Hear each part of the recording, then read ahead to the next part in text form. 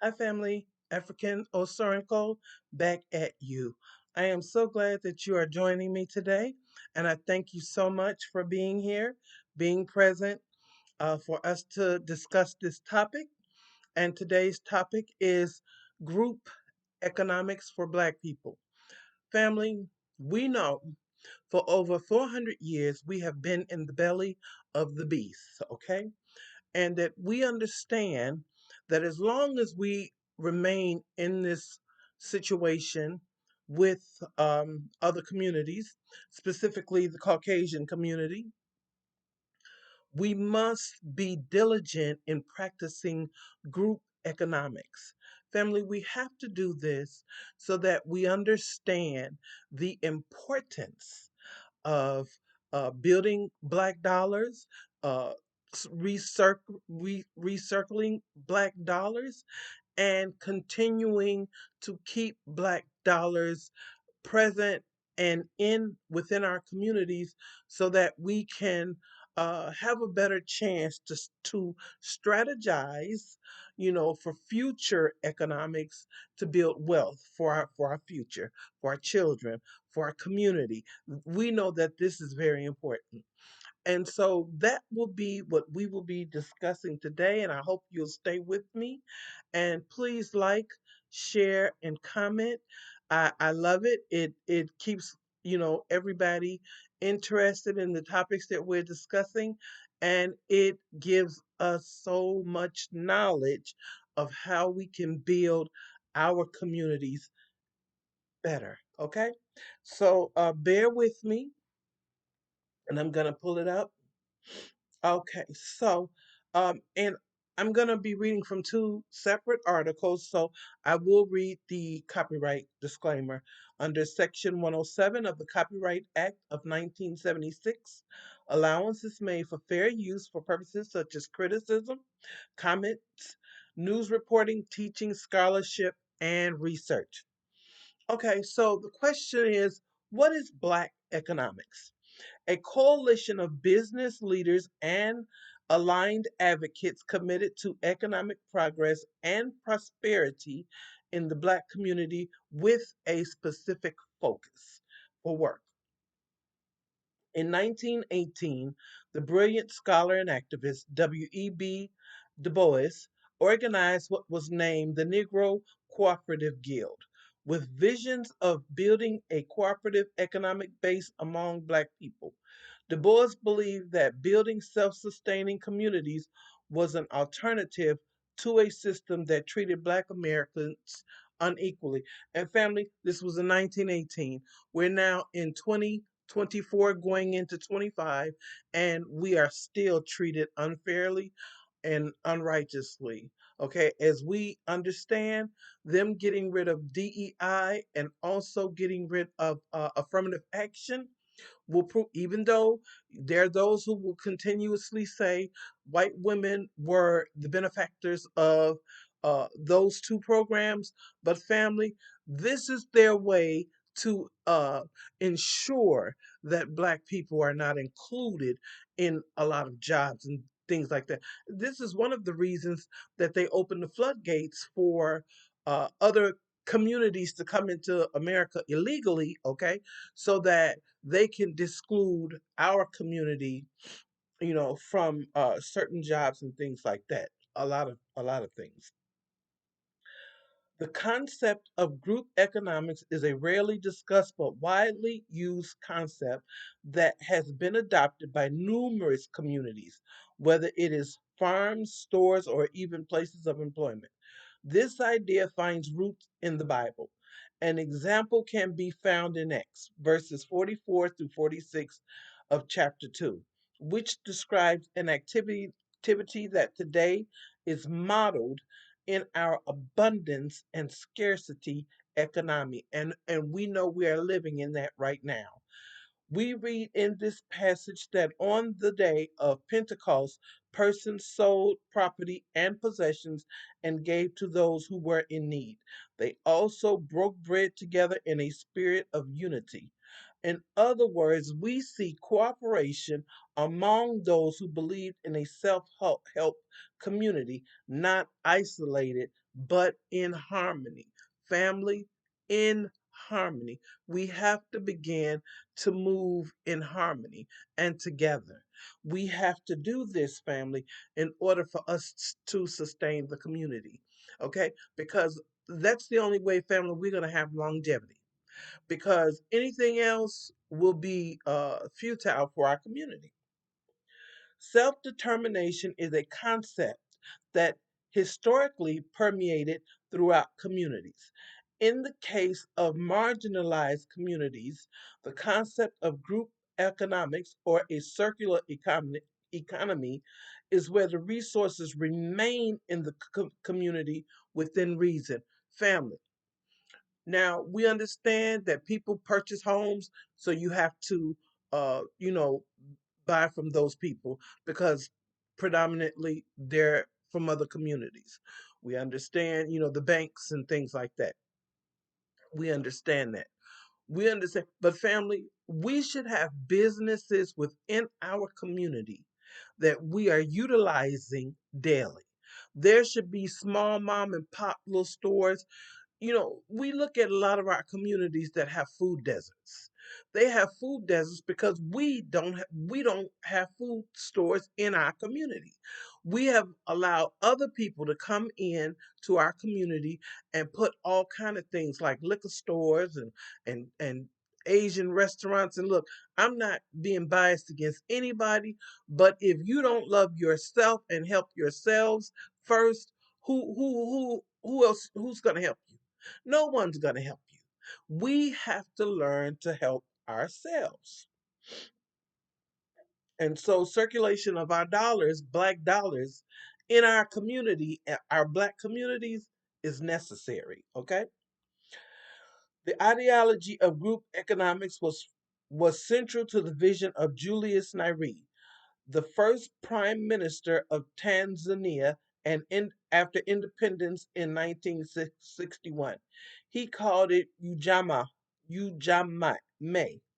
and it became one of the principles of the African American celebration known as Kwanzaa. Bartering systems and small development projects within neighborhoods and managed by the residents were and still are a customary practice in many black communities. Let me tell you, I've been to Tanzania.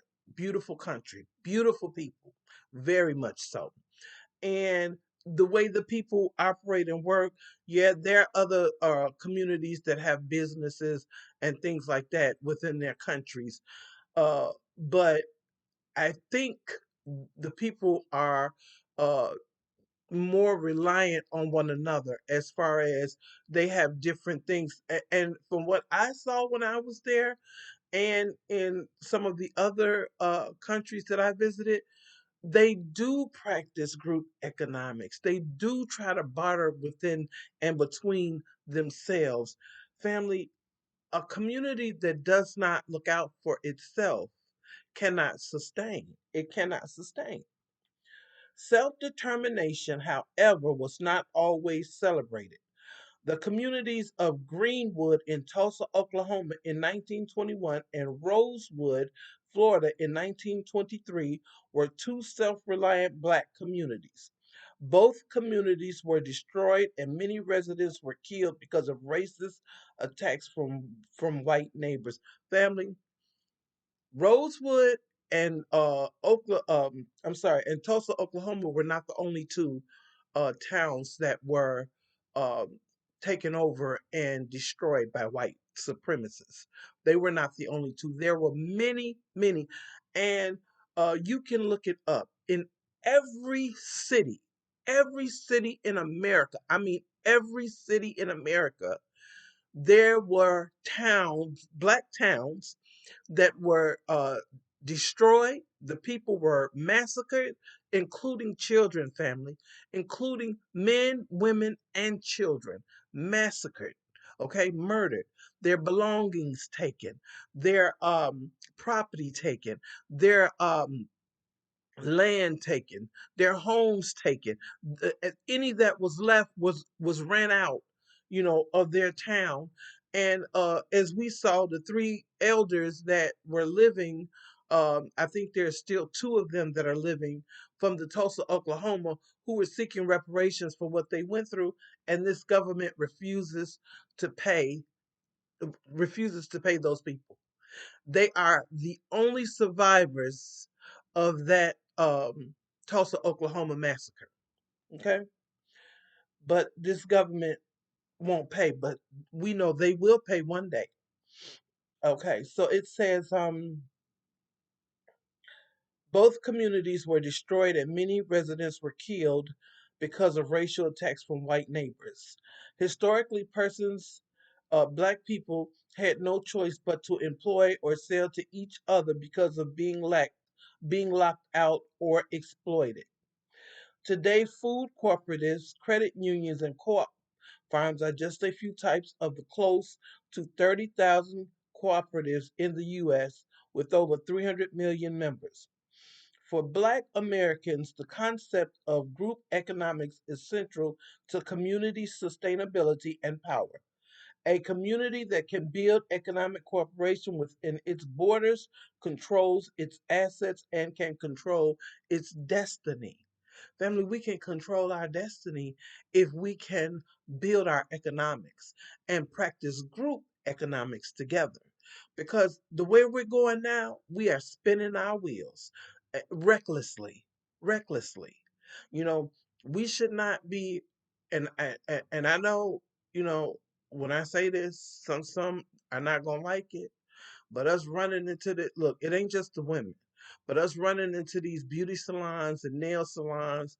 I mean, when in this day and age, when there's black young women doing nails, even men. It's a brother that has a shop where I am that he does nails and feet too. Okay, and it's a brother who owns it. We have to do something different, and if we want different results. This is to acknowledge the importance of the queries and comments about group economics. Okay? It says strategic plans for Black America implementation team for their special roles in the production of the analysis brief. Okay? If race relations are based on power, the more blacks integrate into white society, then the more blacks integrate into white society, the less chance they have to acquire their own power. Blacks' willingness to dilute their own strength destroys any perception of their having power. The perception of power is the first step toward the reality of power. Dr. Claude Anderson, his book Black Labor, White Wealth, the search for power and economic justice. The origin of the term group economics is uncertain. However, there is no doubt that notable scholar and iconic promoter of Black American Afro-descended upliftment, Dr. Claude Anderson popularized the idea during the 1990s, and its popularity remains today. Okay? On page 184 of Dr. Anderson's Black Labor, White Wealth, The Search for Power and Economic Justice, he discusses a strategy that Black Americans could adopt to ensure wealth and power. He first relates to recommendation to achieve self sufficiency. Blacks must master principles of capitalism and group economics. Okay? What is group economics? Why should it be a goal or objective for Black Americans? Which benefits are derived from group economics? What is the best method for determining whether group economics is being practiced? I.e., is the concept measurable? Okay. Do we see the improvements in our community? Because if we practice group economics within our own community, we don't have to say, well, they're not doing the same thing in our communities that they're doing in these other communities. How they have all kind of nice parks and Whole Foods. You know, it's we have to practice group economics, family, in order to build our wealth in our own communities, which is what we should want to do. I don't particularly want to run out into somebody else's community and put my dollars in that community. I don't want to run out in somebody else's community and buy a home where I'm not going to be welcome and I may be attacked on all levels. You know what I'm saying? That's not for me. And I'm praying that more and more our people are coming to the realization that we have no friends in America. America is not our friends, and nobody in America is our friend. And we have to get to that point where we stop inviting everybody to the cookout, family. That's just slow. It really is. And I'm not trying to be insultive to our people because I love our people. I would lay down for our people that's worth laying down for.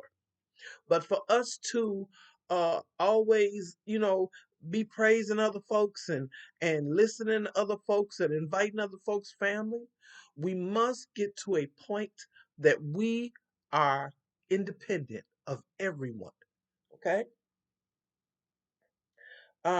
It says it goes on to further say, however, with an intent to enable forward progress for Black America in our 400 plus year war within the United States. Family, we have been in a war for over 400 years within the United States. Okay?